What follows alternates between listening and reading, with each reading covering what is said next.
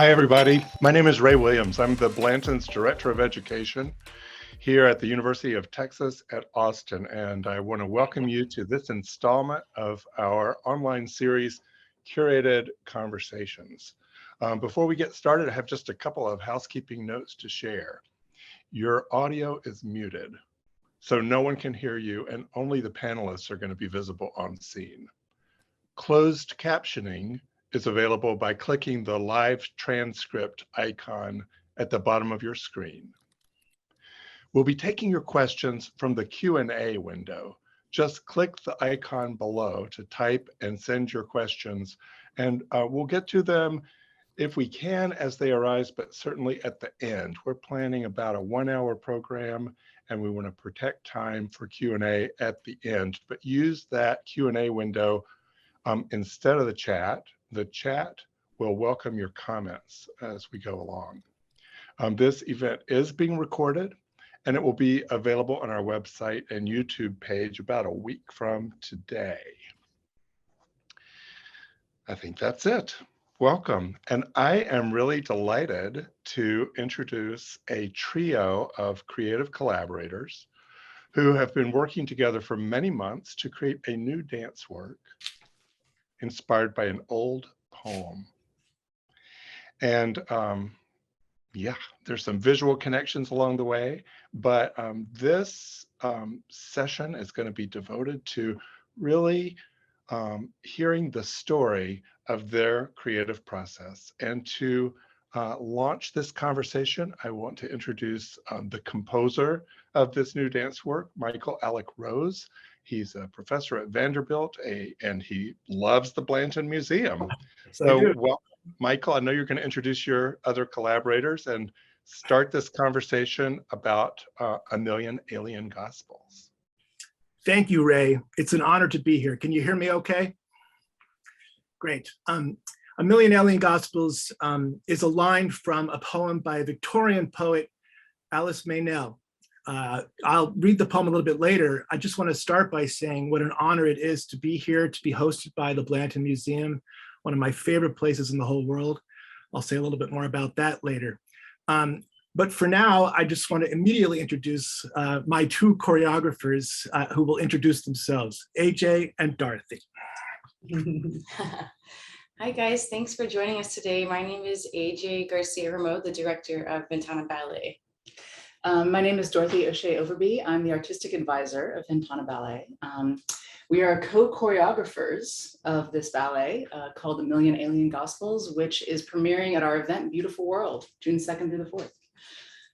So Justin's going to paste in the chat here some links to the tickets to shows our next weekend. We're very excited about it. It's been a couple years in the making, and it's not often that we get to work directly with the composer. So we're really excited that we get to share with Michael in person next weekend with you guys. What a wonderful ballet we've created. Along the way, we've had some wonderful collaborations, including with the Blanton, to whom we're very grateful, as well as some other local community organizations. So we've been doing some small showings in the community.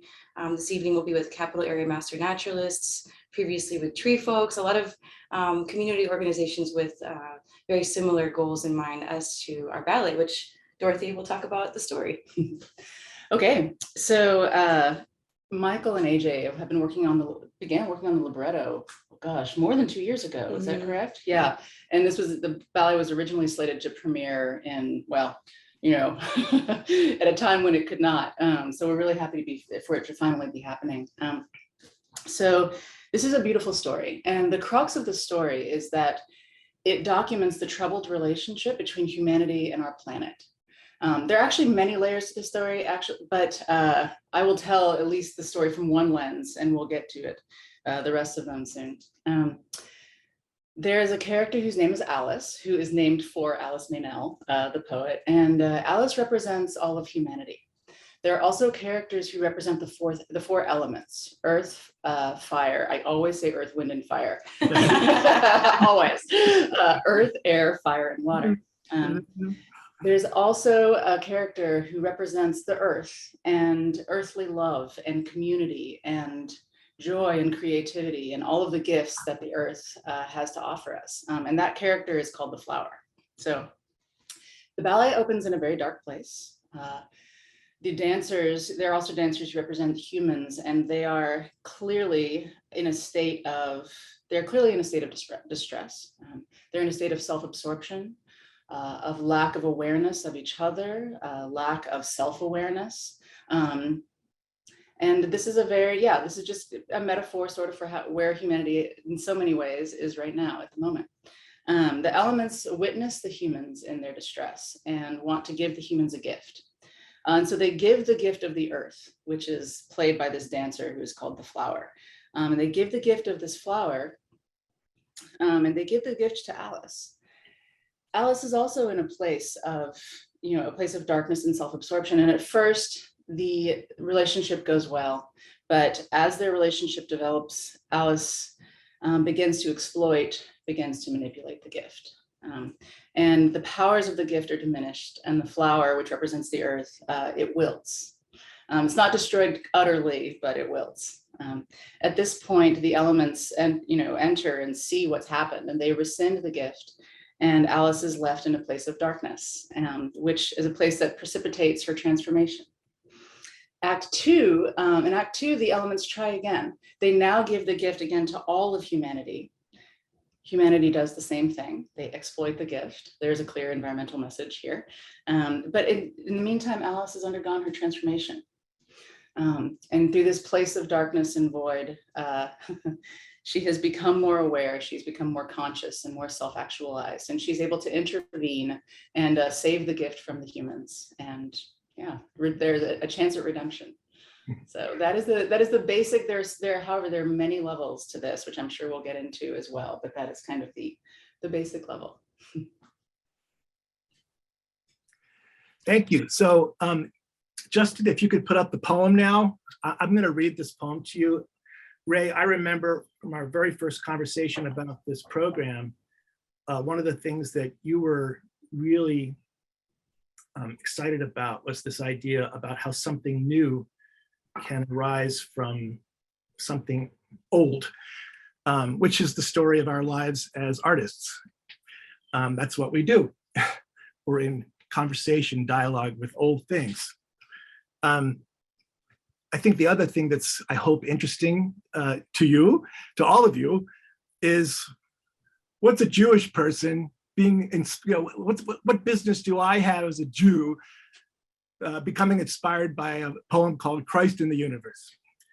Well, that really is the essence of this story and this adventure, the whole adventure of this ballet coming into being. Here's the poem. Christ in the Universe by Alice Meynell. With this ambiguous earth, his dealings have been told. These abide, the signal to a maid, the human birth, the lesson, and the young man crucified. But not a star of all the innumerable host of stars has heard how he administered this terrestrial ball. Our race have kept their Lord's entrusted word.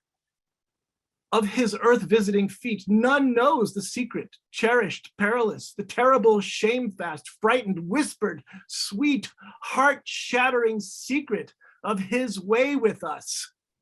No planet knows that this, our wayside planet, carrying land and wave, love and life multiplied, and pain and bliss, bears as chief treasure one forsaken grave. Nor in our little day may his devices with the heavens be guessed, his pilgrimage to thread the Milky Way, or his bestowals there be manifest. But in the eternities, doubtless we shall compare together, hear a million alien gospels. In what guise he trod the Pleiades, the lyre, the bear. Oh, be prepared, my soul, to read the inconceivable, to scan the myriad forms of God those stars unroll, when in our turn we show to them a man.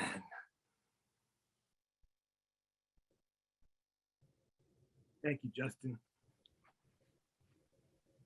Oh my God.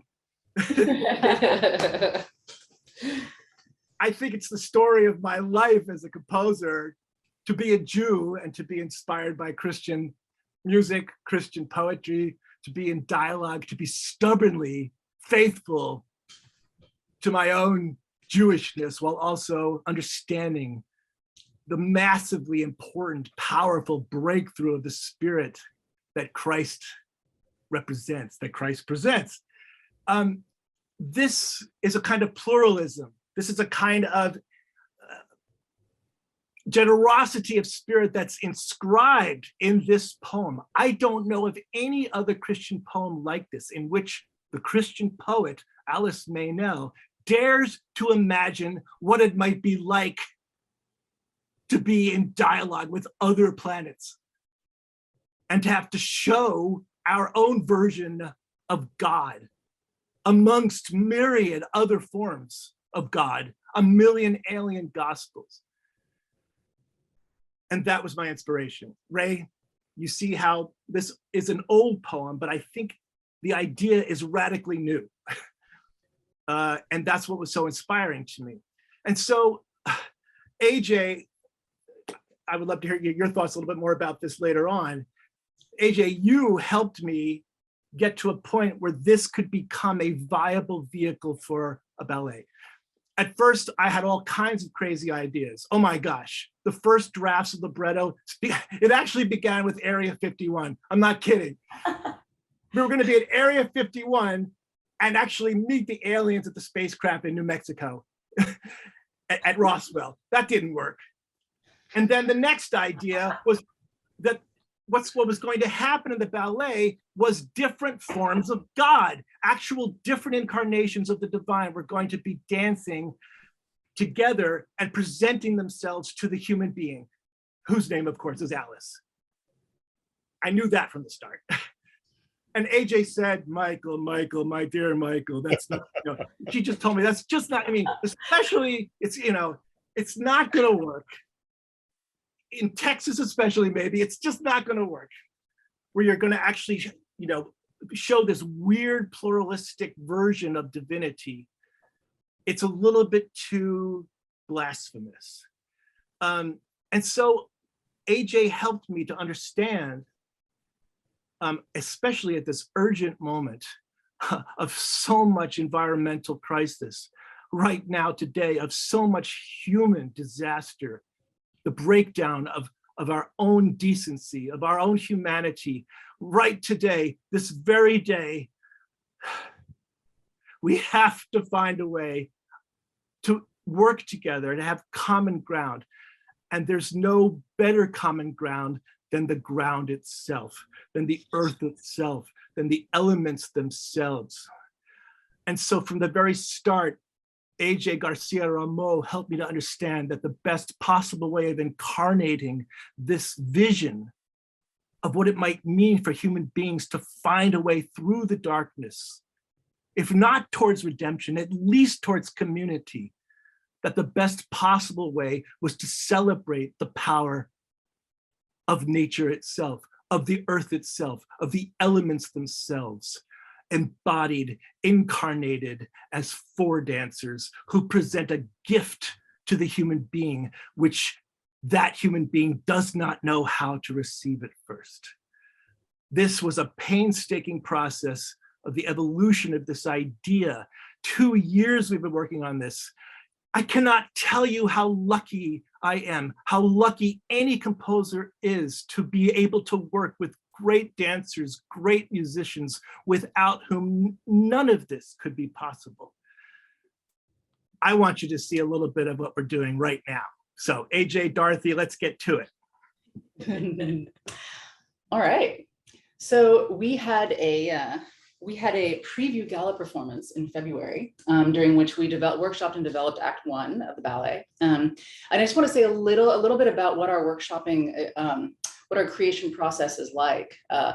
We really delved into this idea of the four elements and what they represent. And our dancers are, as always, a big part of a collaborative process of creation of choreography. So we devoted an entire week spending hours a day in the studio to at first talking about, the various representations of earth and air and fire and water, and what are the subtleties involved in this? What do they mean to us? How do these things like palpably translate into physicality?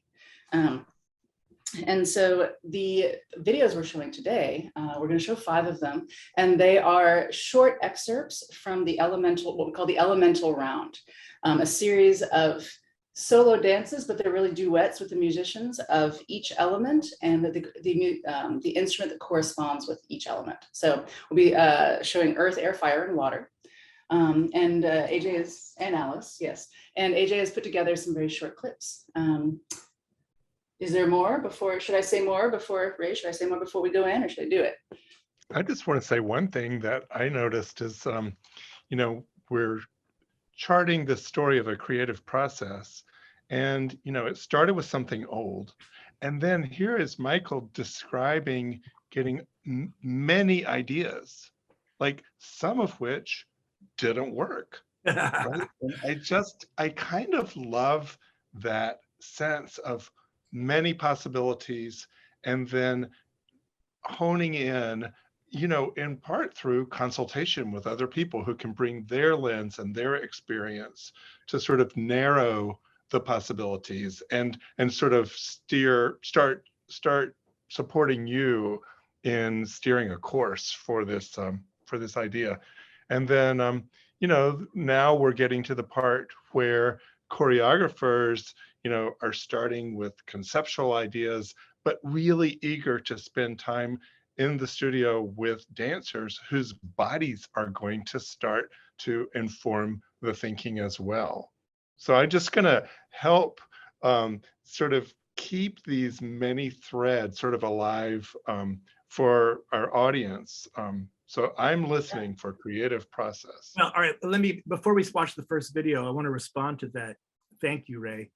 I mean, what makes me just I'm not surprised that a curator at the Blanton Museum would totally get everything that we're trying to do. Thank you very much. I just think an educator, thank you, that's right. Someone who is involved with educating about art would understand immediately the essential necessity of the collaborative process to make any art possible.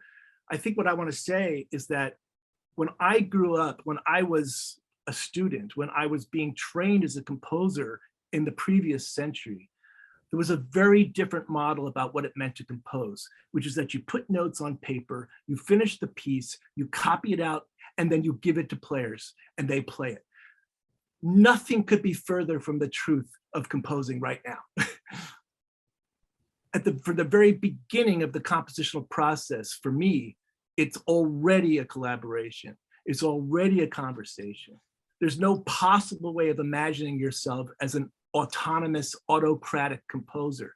There's no possible way of imagining any project ever again without, in the first place, being in direct conversation and learning exactly what it means even to conceive of a piece in the first place for particular persons whom, fortunately, even better, you happen to love and trust, and who love and trust you.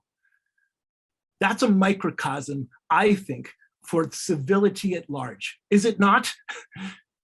That art has always been a template for some kind of ideal image of the way human beings can treat each other and respect each other, especially, as you're going to see in this case, how dancers and musicians literally have to work together in pairs, in connection with each other, in order for anything to happen at all. And that's because my dancers and my musicians trusted me and I trusted them. Okay. Let's look. Yeah. All right, I will share. Here we go. Optimize your video clip and Earth.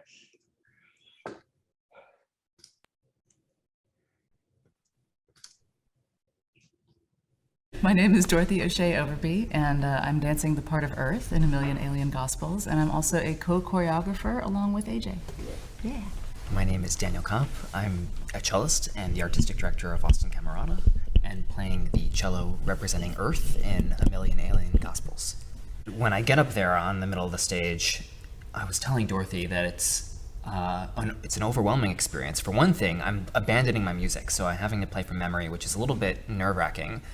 But when Dorothy and I lock eyes and she starts to move around me, there's this sense of calmness in I think the unity, the shared message that we want to send, and all the nerves go away. And so even though I'm stationary, I'm representing Earth, which Michael the composer has written to be grounded and spinning at the same time. And so I get to experience myself grounded in the middle of the stage, and Dorothy's spinning around me, while what I'm playing creates the spinning that's sending her around me. So it feels very orbital.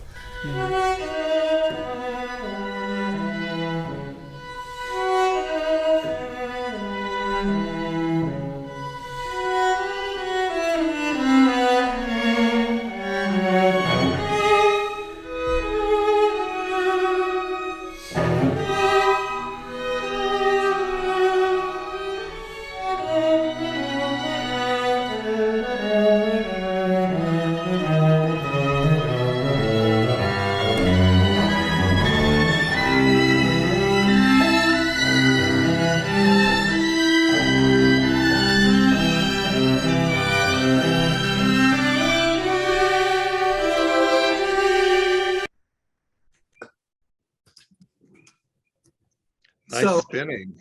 Lots of spinning, yes. So, Yeah. Justin, while we're talking about it, Justin, if you could put up the Joan Mitchell painting now, that would be great. And this is like really selfish. And Ray, thank you for indulging me. But part of my role as an educator is to show the cross currents between and among all of the arts and all of the creative activities. And so this was my selfish motivation for reaching out to you in the first place, to get to show a great painting in your permanent collection. Oh my gosh. So here is Joan Mitchell, American artist, died in 1992. One of the great abstract expressionists, and here is her painting called Rock Bottom from 1960-61. And this is an elemental painting in every sense. And I just love the fact that it's abstract in its technique, but its title is so, it's so, my gosh, it's like so vivid and presentational, and it's like, it demands, it invites you to consider the reality of something grounded. But of course, it's a double entendre, and because she lived in France most of her life, I can use a French term. It also means something very dark, something very problematic, very troubling. Rock bottom is where we arrive at the darkest moment of our emotional journey, which is exactly what happens to Alice in Act 1 of the ballet. So I could cavil about this painting for a long time. I'm going to shut up. Ray, can you tell us something about? Actually, could you put it back up again, Justin? If you could just tell us your own perspective on this painting and its significance in the collection, that would be great. It's a fantastic painting. It's used all the time in gallery teaching. People love it. And again, that double meaning of the title, Rock Bottom, is it despair or is it more literal? Do we see landscape elements here? And when I think about the ballet, I'm thinking rock bottom is like earth and water and maybe some air in there too. But this very expressive, emotional approach to painting, Joan Mitchell was just fantastic. And I love that we're going to look at another Blanton painting later on. And it seems very fitting that both of these paintings are by women artists. And we're very proud of our collection that includes many, many examples of fantastic women artists. So here's one, Joan Mitchell from 1960. And, just see if you can go there, imagining how those expressive strokes might somehow be connected to landscape. Thank you, Ray. Thank you. All right. I would love to pick up briefly on the expressionist aspect of this, actually, because in terms of, because it really directly relates to how dancers create movement as well, you know. And of course, we know we can use many different sources, what have you, but very frequently we do choose an emotion, right? You can take that, right? And if, you know, we spent years and years and years training, you know, learning these different movement languages, many different ones, which are like different languages that we can speak. And so that if you choose then an emotion and you feel that, then there's a way in which that you have carved out that the path from that emotion to a physical and choreographic expression of it. And so it's just this very, I also love abstract expressionism. It's I'm a fan, probably for this reason, right? It's because I really resonate with that exact process, you know, of the feeling and the translation into the movement. And we do, go ahead, yeah. Movement to make it happen, right? It's like, Right. think of that artist's body moving paint around, moving her body around, relating to, you know, the canvas. Yeah. And then what does it do to our bodies when we look? Yeah, exactly. Mirror neurons, right? You know, like, yeah, how do we, absolutely. No, yeah, no, you know, everything is dance. Yeah. Everything is dance. And that's something that I think that I am in love with, and have always been in love with about the art form of dance, is that I see it as one of the most primal ones. You know, that it is, yeah, that is something that is truly, everything is ancient, but this is truly ancient. And I think that this, and there's physicality in everything, but this dance is this exaggerated physicality, and it is just pleasure. It is ultimately just this pleasure and joy to dig into it. Anyway, that was. I looked at Joan Mitchell's website, her own, I mean, the foundation, and one of the things she said is kind of mysterious. I'm just going to say it very briefly. Joan Mitchell said about nature, she said, "There's no way that I can mirror nature in my paintings. I can just show what I've taken with me." I don't know what that means, but I love it. Abstract. It is, but it's also so concrete. Take with. Yes, Yeah. yeah, it's so grounded somehow. Okay. I think before we watch the next three elements, something to share about our process. Like Dorothy mentioned, we did a couple of dancer workshops to create the movement languages for the four elements. So we actually had several dancers in the room, and we workshopped out each element on its own. So for example, you know, how do you think water moves? What inspires you about water, whether it be a piece of art, piece of music, an emotion, a color, the quality of water. And so what we did was, for each dancer who displayed their interpretation of water, for example, we sort of extracted from each dancer, you know, an element, not to be punny, but an element of their understanding of that element. And then from thus created a movement language that we then assigned to one of the dancers to play. So it wasn't just one dancer's interpretation of the element itself, but many people's understanding that we would then, you know, collectivize as a new language and put it on dancers. So as you watch the next three films, to you know, keep an eye out for the different movement styles and maybe shapes that are created that are the summation of many people's understanding of that element. Yeah, beautiful. So is it time for water? Yes. All right, let's do it. Time for water. Fire. I'm thirsty. Time for fire. Okay. Wait, what's next? Fire's next. Oh, never mind. Time for Fire, fire. and then water, and then air. Okay, got it. Fire. Here we are.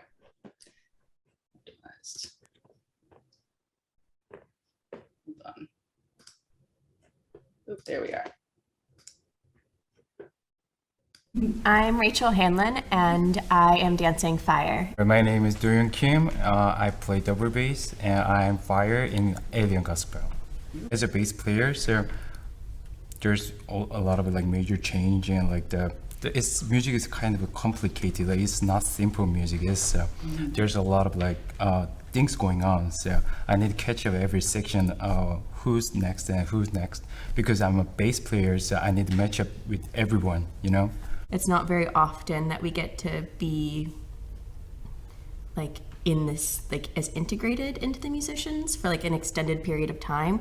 Usually we kind of like weave in and out of them or like have little moments, but in this performance we're like really like hosted with them for a while, and I feel like that feels really like good and like communal.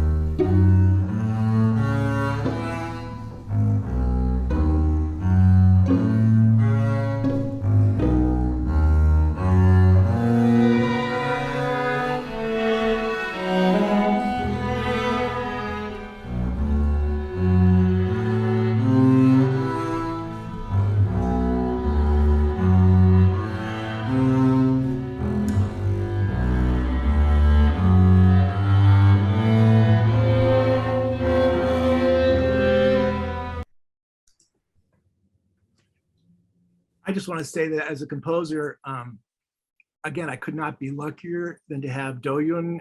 You heard what he said about the challenge for a double bass player of becoming an equal partner to the other instruments in the ensemble. It doesn't usually happen. Poor double bass is down there, you know, plugging away, giving them support. But I really wanted to give the double bass absolutely equal partnership throughout the entire show, especially at this moment when it embodies the element of fire, along with this wonderful dancer, Rachel. So. Yeah, I see in the chat this loving the concept of movement language. Us too. It was yeah. It was incredible. You know, I have notes from, you know, at the long time of discussion that we had with the dancers before we even dove in. You know, and there are these beautiful ideas about, for instance, I've got water up right now. That really worked its way into the movement. This idea of water finding its level, but there's also this idea that water can't be compressed. And that was a very, I feel as though, well, we're going to see water in just a second, you know, it can't be compressed. It's also something when you're in it, you feel supported by it. Buoyancy. Well, yeah, this idea of buoyancy. We also, something that Rachel Culver will talk about when she does water as well, when she dances water as well, we kind of landed on this idea of the moon and the tides in that relationship between the viola and between the dancer. And so I would just wanted to say, like, the actual creation of the movement language, the discussion that it had, the discussions that we had, and gives me chills. The process itself. Yeah, and it just goes back to what Michael was saying, is like, it's true. One of the most beautiful things about this whole process is that it has created a microcosm of this beautiful world of collaboration, you know, and we do challenge each other, and there is conflict, but there is, you know, there are ideas, you know, there are ideas that might not work, or there are ideas that people feel differently about, but it's been pretty extraordinary, actually, because we've been workshopping with dancers for more than a year now. And that's been one of the most just fulfilling, rewarding things. Yeah, I mean, I've been to Austin 4 times in the past year. And a lot of that is because I've been so wonderfully supported by my school in order to do that. That's the other thing, that as an educator, my teaching at Vanderbilt is completely connected with my research as a composer. In this case, it really was research. Every moment I spent with AJ, Dorothy, the dancers, musicians, all 4 times I was in Austin, directly nourished and fed into my work as a classroom teacher, as a teacher of composition lessons. That's a kind of wholeness, which again makes me feel very lucky to have that connection between teaching and composing. It's not just wholeness, it's also holiness, if you know what I mean. It's like there's something sacred about it. We're carving out a space that is distinct from ordinary life, which we could then bring back into ordinary life. That's a wonderful equation of how the extraordinary can infiltrate and infect the ordinary, so that every moment becomes enlivened and illuminated by what you're doing as an artist. That's what every human being has a chance to do. And we hope this ballet can help and inspire everyone who comes to see it and help you do that. So I can't wait for y'all to see Water next, because I really want you to come see the show for real, because you have to see Nick, the violist. Oh my gosh. Nick deserves an award for the way he has become a dancer, dancing with Rachel. Go ahead, show it, Dorothy. Nick is an amazing mover. All the dancers, when we saw him on the stage, were like, "Oh my gosh, he's a dancer." Yeah, it's wonderful. Okay, I'll share.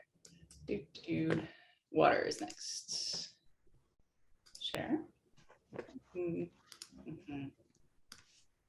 All right. I'm Rachel Culver. I dance water in A Million Alien Gospels. My name is Nick Pelletier. I play viola for A Million Alien Gospels. I love walking when I play, and I just feel like the motion comes very naturally to me. And I've gotten so much inspiration from just watching Rachel dance, even in the moment, kind of reacting to her facial expressions and kind of like changing even on the spot my character that I'm playing in the music based off of what the energy I'm getting from Rachel is to from her dancing. And I feel the same. It's really added another dimension. I feel very tethered. I feel a little bit like moon tides. So each time he moves, I feel like that does carve me. And so it really is like a true duet between the two of us. Yeah, I totally agree.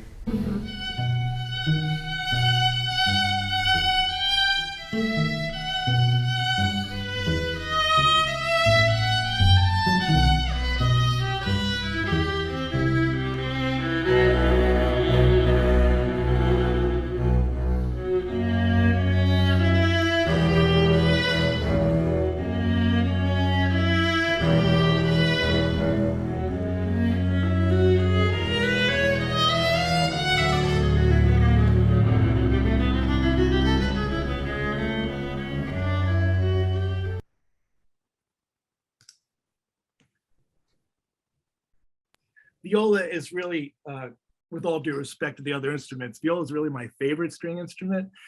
And I know I have a dear friend who's a violist who's in the participant list here. Thanks for coming, Catherine. And so she knows just how much viola music I've composed over the years, but to feel this chance to embody the viola as the element of water and to have this motion, this tide-like lunar motion between the dancer and the musician is really a dream come true for me. So I hope you can see it next week.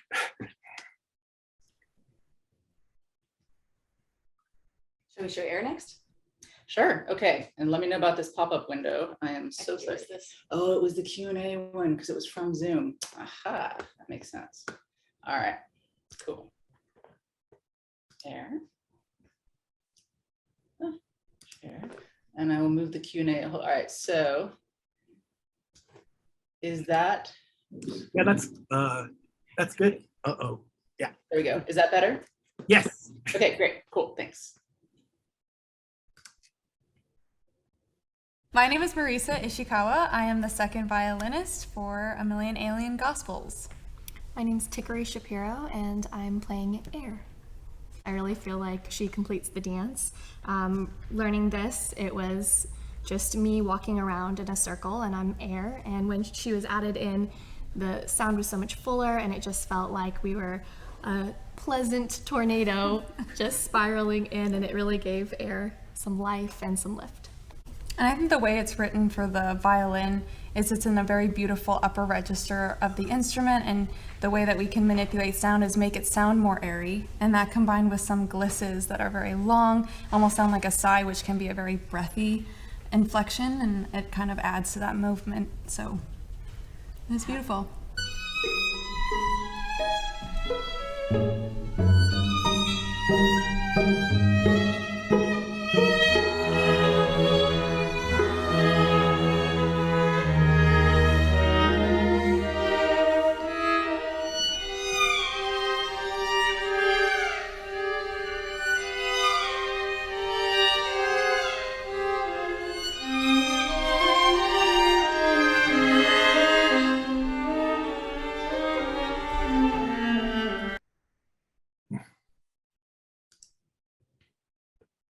Beautiful.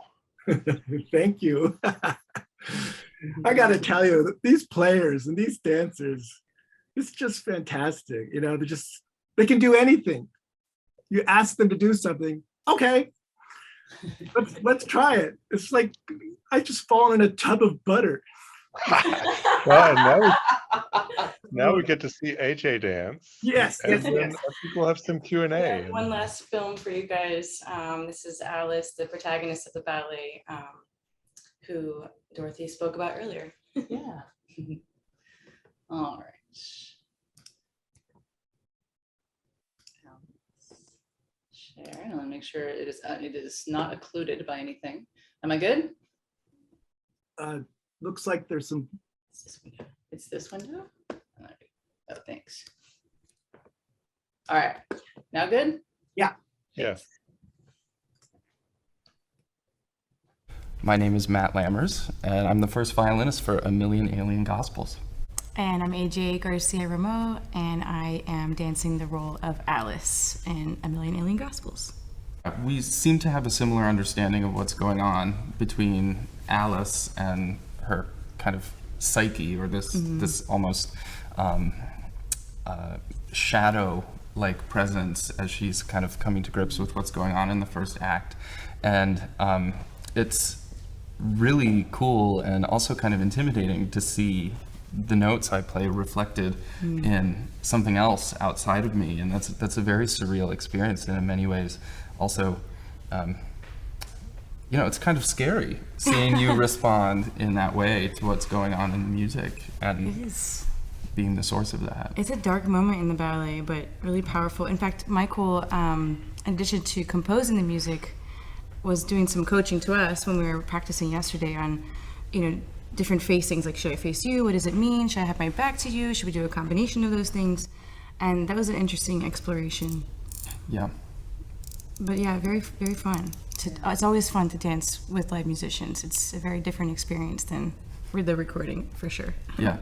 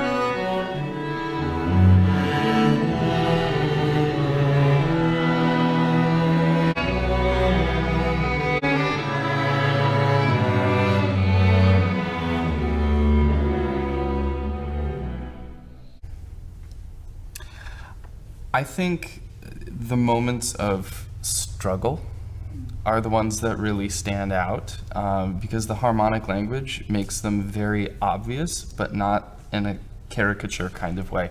So those moments where, like seeing AJ, Alice, go through this reckoning, I find those moments to be the most impactful, because they also kind of send her along on this journey that you hear manifest and you see manifest on stage. And I think also, just from kind of a selfish standpoint, the other musicians involved in the project are very easy and rewarding to play with. So I think the music just kind of comes alive naturally. Yeah, yeah, that's beautiful. So, Justin, can you put up the next image, please? And Ray, we'd love to have your insight about this. Well, let me just say that violinist you just saw, Matt Lammers. I mean, Matt is really, he's the one who's really responsible for all of this. He's my former student from Vanderbilt. He just received his doctoral degree in violin from Shepherd School at Rice University in Houston. He produced my opera in Houston several years ago. He was responsible for the piece I wrote for the Blanton Museum in 2019 with the help of Daniel Kopp, who directs this ballet. Matt understands, as I do, how important it is to bring music out into the world, to be as imaginative, as mischievous, as inventive as possible, to invent projects that can bring people together, and not just music, but ideas, and maybe even to help the world a little bit. And so we have this image, which you shared with us, Ray, called Parade. Can you tell us about this artist? Sure. This is one of my favorite paintings at the Blanton. The artist is Makita Ahuja. And what you should know that you can't tell from looking at the screen is that this is a diptych. It's 2 panels with about a 3-inch gap between the 2 panels, but it is one work of art. On the left-hand side, it's more expressive and abstract. And on the right hand, you should know that that figure is life-sized. And so this is a powerful work.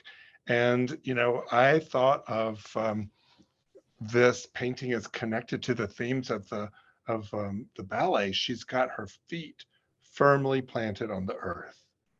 And then against the profile, you see this blue and white paint. And we don't know whether to read that as sky or water. It's hard to tell, but there is an elemental feel to this powerful woman marching purposefully, you know, through the world. And then this amazing hair that it is hair, but it's also the night sky and amazing swirls of energy and movement. It's the artist, I was reading an interview with Ahuja, and she said, you know, this spark of these sparks of almost stars, you can see one right in her head. She said, this is the seat of imagination and creativity. And I'm really emphasizing that and her power. She is a parade of one, the artist tells us. Stunning. Wow.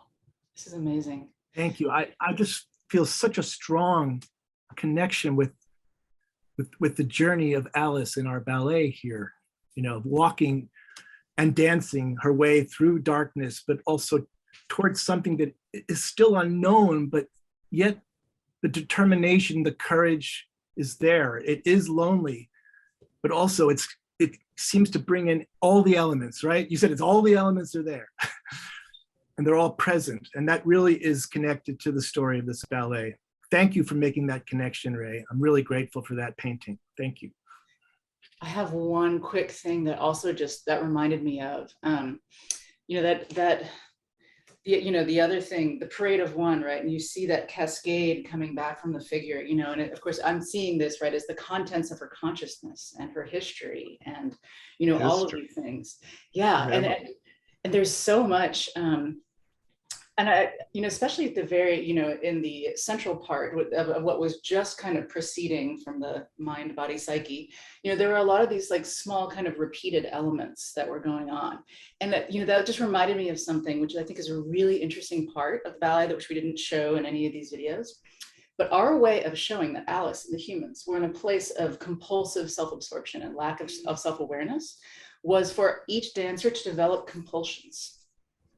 You know, things like compulsive, repetitive. And I'm doing this thing, which is like this hand washing, right? Which is something that we kind of landed on as something that was symbolic of this, of the mind that was too consumed with itself to be awake and to be aware. And there was just interesting that, like, of course, the contents of that figure's consciousness are all look beautiful, incredible, but it was when they're dark places and they were places of repeated figures. And it really reminded me of the compulsions. And there's a scene when all of the humans litter the stage and they're each doing their own version of their compulsive movement.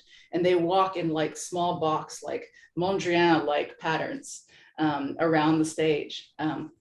Also in an angular pattern, also to indicate the overly structured nature, you know, the lack of freedom in their own minds. I don't know, that really reminded me of that there. That's a stunning piece.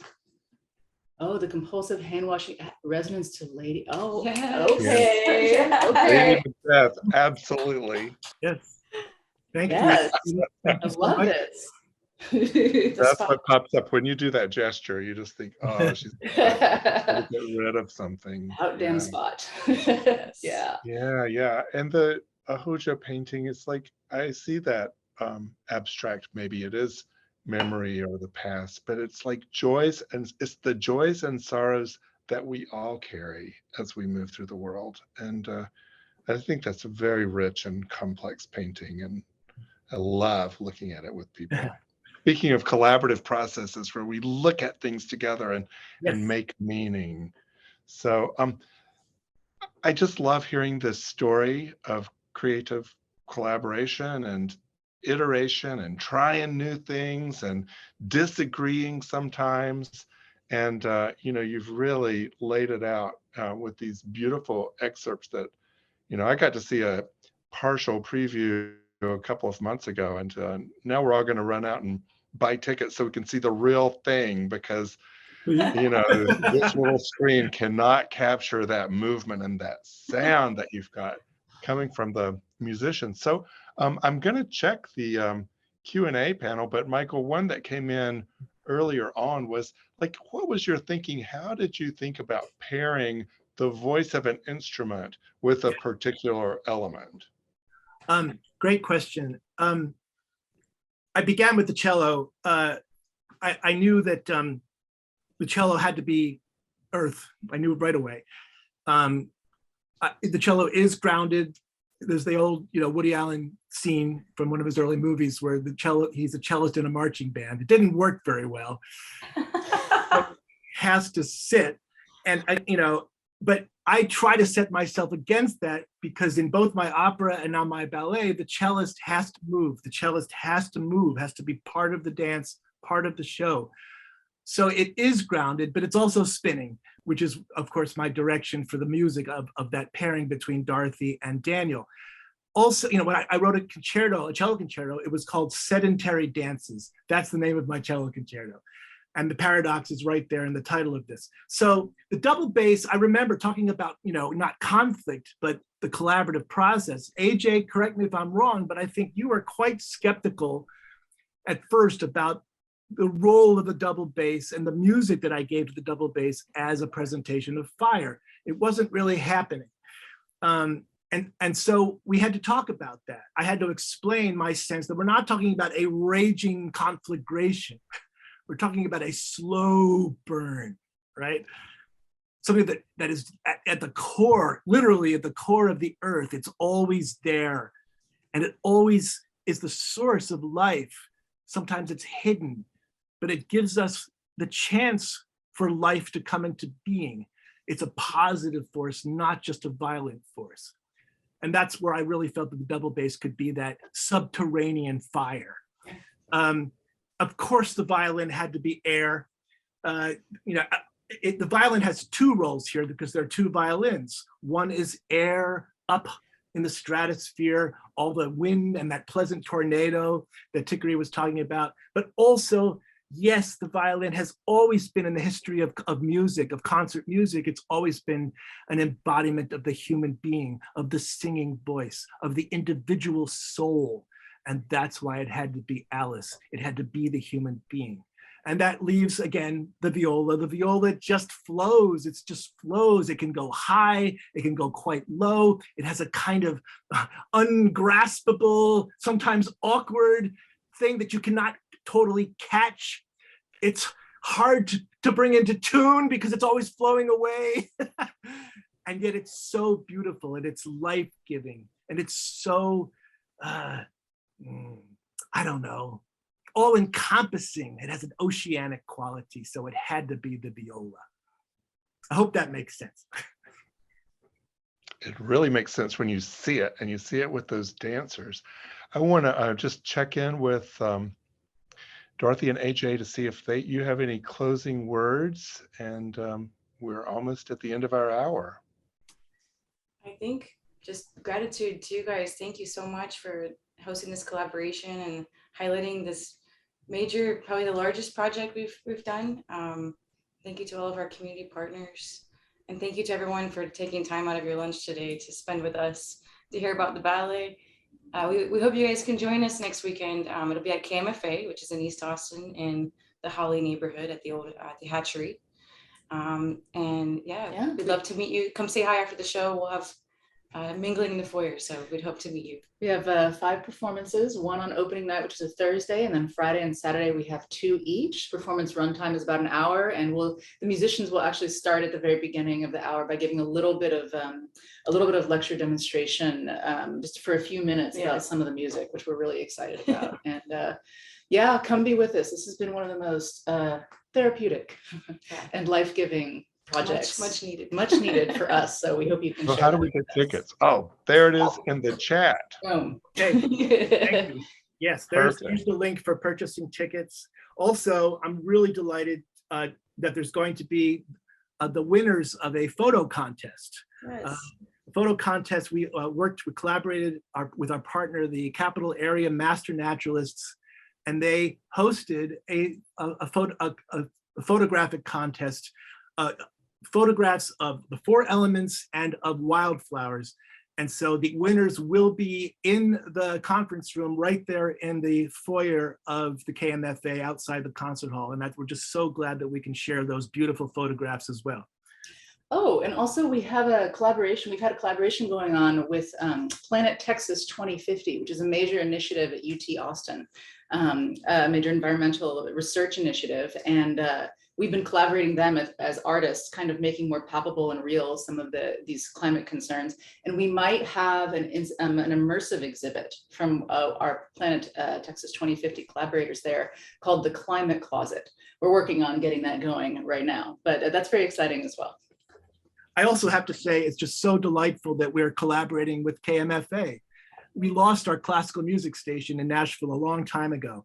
And not only do you have a classical music station, but it's actually hosting us as the venue for this ballet. And I couldn't be happier about that. Wonderful. All these thanks, because you really have activated a series of collaborations throughout this whole process. And I'm so glad that the Blanton is part of this community of support. And I hope that if you've tuned in for this conversation, you leave feeling inspired and ready to create something with somebody yourself, in touch with the elements of the earth that surround us all, and looking to create a pluralist and generous culture together. So thank you for joining. We invite you to join us again on the 15th of next month for the next curated conversation. And Jamie Kwan will take us on a virtual tour that brings to life the royal interiors, gardens, and decorative arts inspired by the prints in Fantastically French, now on view in the Blanton's paper vault. So this is Fantastically French design and architecture in 16th to 18th century prints. A curated conversation with Jamie Kwan that's going to bring those prints to life. And if you'd like to show your support for the Blanton, please become a member today. You can go to blantonmuseum.org/membership. You can sign up for Blanton News at blantonmuseum.org/subscribe. And that way you'll always be in the know about what's happening at the museum. We are wide open and enjoying our time with visitors and special exhibitions by Oscar Munoz closing on June 5th, and Assembly Contemporary Art by Black artists on view in the upstairs Modern and Contemporary galleries. You can watch the entire curated conversation series at blantonmuseum.org/curated conversations. Thanks again. We hope to see you again next month. Bye. Bye. Bye. Thanks. Thank you, Justin.